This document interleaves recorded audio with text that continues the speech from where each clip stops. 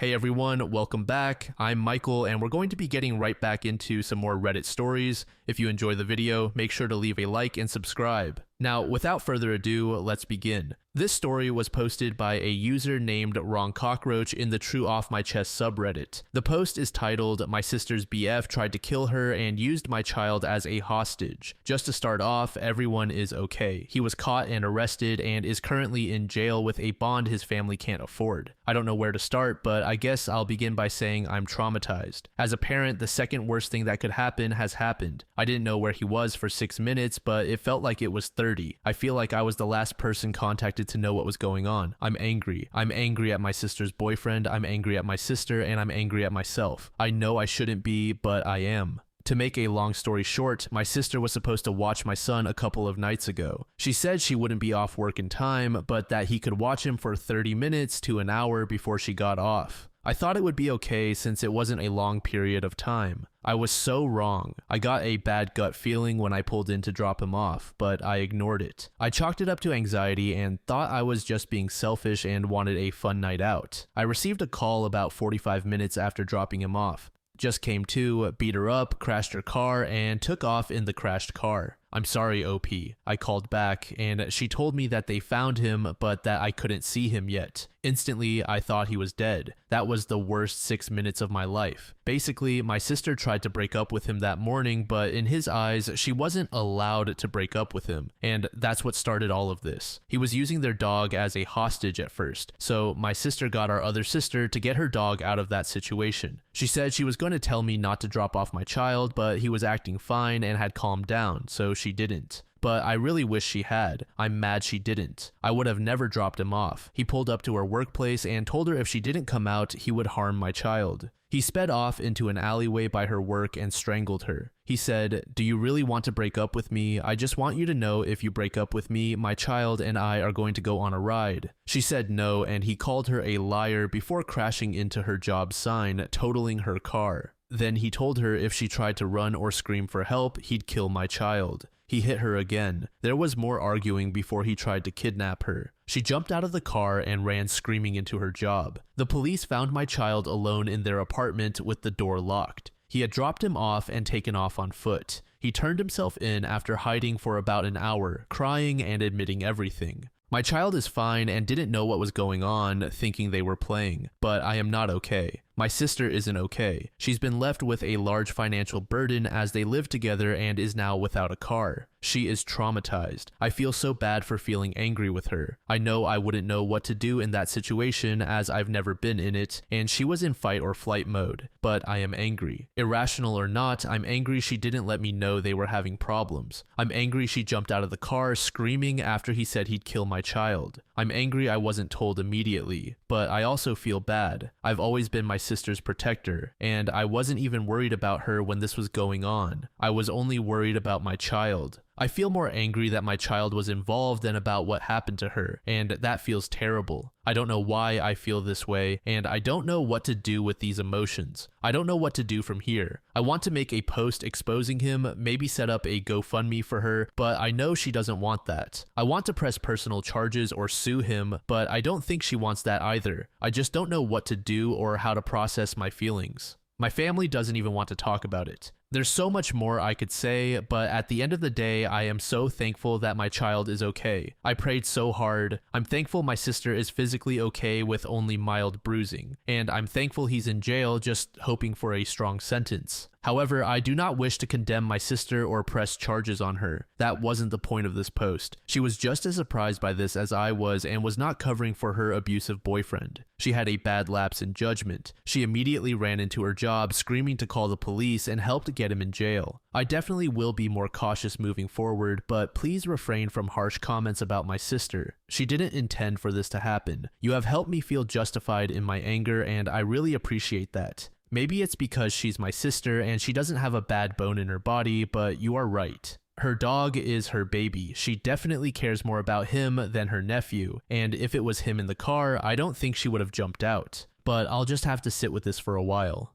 User Wolfie is sad, he said, press charges against that abusive excuse for a human. He literally endangered your child. He could have killed your child. Forget what your sister wants. This is out of her hands. If she isn't outraged that he tried to kill her nephew to get back at her for breaking up with him, then unleash your inner mama bear and do not relent until he is in jail for endangering your child. To this, OP said, he's in jail. The police were called immediately and he turned himself in and confessed to everything. I am just wondering if I can personally sue or press charges if there are already criminal charges against him. User Murphy23 said, I know your sister is his victim, but she put your child in danger. I would never forgive my sister if she did what your sister did. She would be out of my life for good. She should have called you during the day. She cared more about her relationship than about an innocent child. Update. This happened back in May. He ended up only getting 6 years probation. Right before my sister was to testify, they came and told her he took a plea deal. She was off the case and couldn't get any updates after that as it was no longer her case. His mom ended up sending me a very hateful, abuse-enabling, victim-blaming message on October 8th. He died on November 22nd. Either an overdose or suicide or both. I'm not completely sure. Not much of an update. I don't really know how to feel. I'm glad he can't hurt anybody else, but sad he didn't get a just sentence and took the easy way out. I don't know. It's been a weird month. Edit. I realized I left some things out. He ended up posting bail after. I guess his family did indeed have money. About 2 weeks after all of this happened, my sister left work and found him asleep in her car. She got a co-worker to take her home, and the next morning he showed up at her home and she called the police. He was arrested without bail this time. He ended up getting a good lawyer, and the rest is history. My sister and I have not been on speaking terms since June, besides occasionally exchanging a few words on Sundays when we meet with the family. After his death, we have since unblocked each other and have been in low contact. Hopefully, we can move forward and work on our relationship.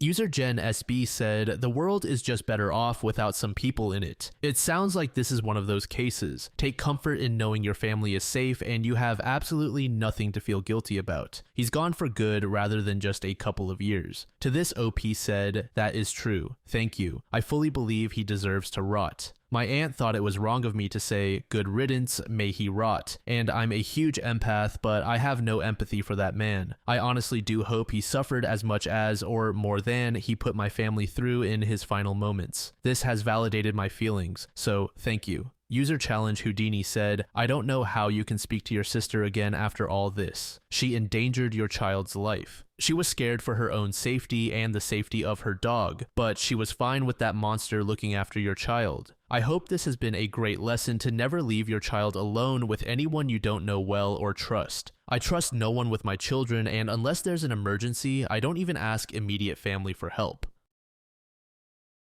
This next post was made in the AITAH subreddit by a user named Chimpkin. The post is titled AITAH for breaking off my engagement with my fiance because of his creepy comments toward my 14-year-old sister. I am in a tough situation and I'm not sure if I'm overreacting, so I need some outside perspectives. I've been with my fiance Charles for about 2 years and everything seemed fine until recently. A few weeks ago, my 14-year-old sister Amy came to stay with us for just a few days while our parents were out of town. During her stay, I started noticing some really unsettling things.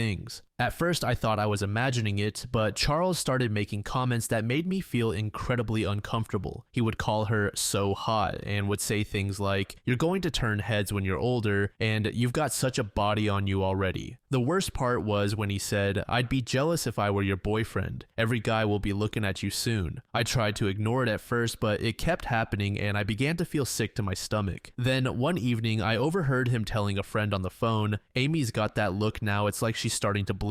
It was honestly one of the creepiest things I've ever heard. I felt like I was losing my mind and I just knew I couldn't stay in that relationship anymore. I confronted him about his behavior and he immediately got defensive. He denied it and said I was being paranoid and that I should trust him. He insisted that he was just being nice and that I was overreacting. I didn't care. I packed my things, broke off the engagement, and moved back in with my parents. Now, my friends and some family members are telling me I overreacted. They say I should have talked it out with him first, but I don't see how that would have changed anything. So AITA for breaking up with my fiance because of his creepy comments toward my little sister. Obviously, this dude is really weird and OP is NTA. I don't actually care too much since it's none of my business, but the age gap between OP and her fiance is a bit alarming to me at least. I'm sure a 15-year age gap isn't the biggest issue for some couples, but I'd assume those are far and few between. Just as we'll see in the comments, I got the impression that this guy was primarily with OP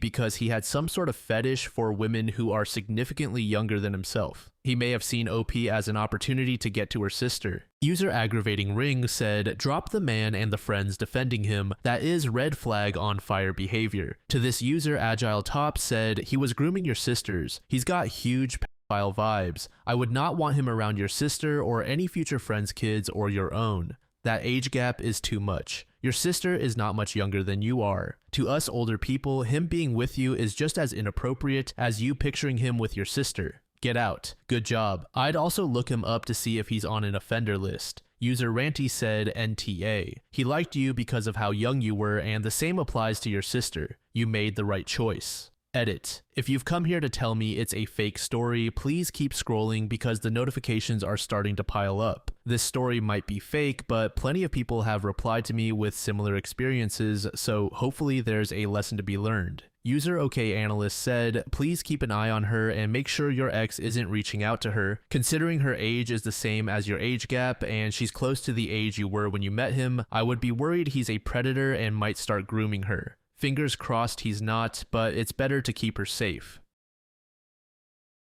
This last post was made in the relationship advice subreddit by a throwaway account. The post is titled, GF has a secret conversation every morning and it's making me crazy. My girlfriend and I have been dating for a few months. My work switched to full home working recently, so I started staying over more, and things have been great, apart from one issue. When I used to stay over and get up early for work, my girlfriend would stay in bed until after I left. As soon as I started working from home, she became an instant early riser, always getting up maybe 20 minutes before me. When she asked me about it, she says she just likes a quiet coffee in the mornings. I got up early a couple of times, made fresh coffee, and handed her a cup so we could enjoy it together. But wherever I sit, she would go and sit elsewhere. This has been really getting to me, so I pressed the point and said it would be nice to sit together in the mornings. It didn't go well, and when I tried to sit with her the next day, she went to her office and locked the door behind her. She did this several days in a row last week, and when I try to bring it up, she says she doesn't want to talk about it. Yesterday was my day off, so I stayed in bed, waited until she got up for her quiet coffee, and I crept up to the office. As I suspected, she was talking to someone. She was speaking very softly, so I couldn't make it out, but it sounded like an intimate conversation. I've barely spoken to her since and don't know what to say. How do you address this when she refuses to even speak about it? What is she getting from another relationship when I am with her 24/7 for the last 2 weeks?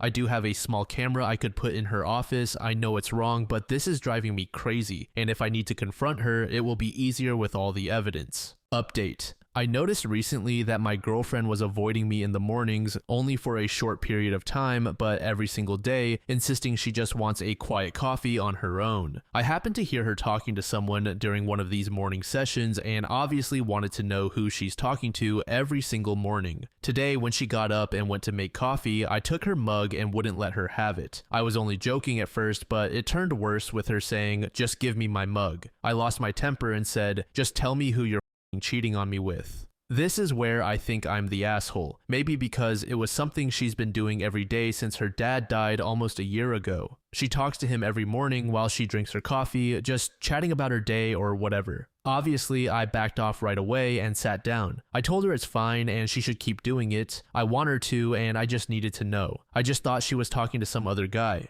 She shook her head and said it was just a silly thing and she couldn't keep doing it, now she had to talk about it. I don't know why me knowing what she's doing makes a difference and would have avoided this whole thing. She seemed sad but was smiling, so I went in the bedroom. But just a minute later, I heard her crying really hard. I went back and she was saying, "He's gone now, he's really gone." So I said, "Are you talking about your dad?" And she just got up and ran out the door. She has not answered my text, and then about an hour ago, her brother came to the door and called me a asshole and worse. I honestly thought he was going to hit me. He took some of her stuff and said she won't be home tonight. I never meant to upset her, and it is not unreasonable to want to know who your partner is talking to every morning. I am sorry she got upset, but am I really in the wrong here? Update 2. My girlfriend and I had an argument last week over coffee of all things. It got out of hand and she went to stay somewhere else to cool off. Now she is only speaking to me through her brother who hates me anyway, so I don't have any chance to set things right. He is saying I need to move out in 3 days so she can come home, but I have nowhere to go and can't get a place of my own that fast. I know that if I could talk to her, we could get past this, but everything is going through him, and I am sure he is twisting her words and mine to keep us apart. She has blocked me on everything and her phone is here, so I can't call or text her. What can I do to get past her brother who is trying to keep us apart? I need to set things straight or I'm going to be homeless. Edit, she has taken some leave from her job, but her work phone and laptop are here, so I could possibly use her job to convince her to speak with me. I think it's totally fine for OP to be concerned, but I'm not entirely sure if setting up a camera in this situation is the best idea. That being said, there are a lot of comments that heavily side against OP, and I'm not sure if I'm in the minority, but I feel like some of the hate toward him is unjustified. However, I do agree that some of his decisions are a bit over the top. For example, swiping his girlfriend's coffee. If you boil it down, I feel that these two people are just not right for each other. User Begonia said, "This hit a nerve for me. I too like to have quiet coffee in the morning. With 4 kids and a husband who wakes up like a Disney princess every morning, I just wanted some peace and quiet before I began my day. My husband did not understand this. He would get miffed when I didn't want to chat with him in the morning. Can't we just have the local news on and not talk, please? So I stopped waking up with him. He's in construction and wakes up at 5 every morning, so I started sleeping in until he left for work at 6:30. After 30 plus years of marriage, he's finally gotten the message and knows that if he wants me to wake up with him, he needs to not be so chatty and give me time to wake up. I'm glad the girlfriend broke up with OP. He just keeps reinforcing the fact that he has no respect for her needs or wants and is jealous, possessive, and incredibly immature." User Navi the Fairy said, "I figured it was some type of morning ritual, prayer, or meditation. She should probably see a counselor, but this is a perfectly normal grief ritual, and some things are okay to keep private and sacred. This dude couldn't even give her an inch of her own space while mooching off her housing situation. It feels like she was done with him for a while. I don't think she had to tell him what she was doing for 20 minutes in her own private home. I don't think your partner needs to know 100% of your inner world. He's so unstable that he immediately jumped to conclusions and accused her of something awful. Who needs that nuisance in their life?" User the Littlest Mouse said, reading between the lines, "It seems this dude got himself evicted from his last apartment, and they changed the locks and confiscated his stuff to pay back rent.